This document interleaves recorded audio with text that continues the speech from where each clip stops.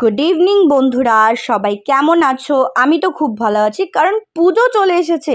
নিজেকে তো একটু সাজাতেই হবে বলো। তাই এই যে আমার শ্বশুরবাড়ির পাশে জুইদির পার্লারে চলে এলাম, চুলটা একটু ঠিকঠাক করাবো। তো যেই ভাবা সেই কাজ, একটু স্মুথনিং করে নিলাম। স্মুথনিং করার পরে না, চুলটা সত্যি আমার দারুণ হয়ে গেছে। আসলে এই ভিডিওটা কিছুদিন আগের ভিডিও।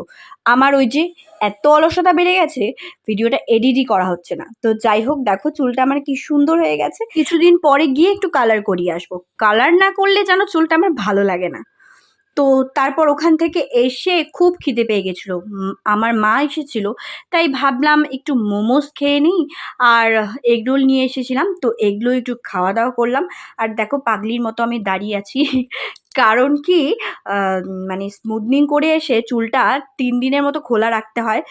খুব বিরক্তিকর, এটাই আমার সবচেয়ে বিরক্ত লেগেছে। এই 3 দিন যে আমি কিভাবে কাটিয়েছি আমিই জানি। তার মধ্যে বাচ্চা ধরে চুল টানে, আর কি বলবো। তো যাই হোক, ভিডিওটা এখন এখানেই শেষ করলাম। ভালো লাগলে প্লিজ একটা লাইক করে দিও।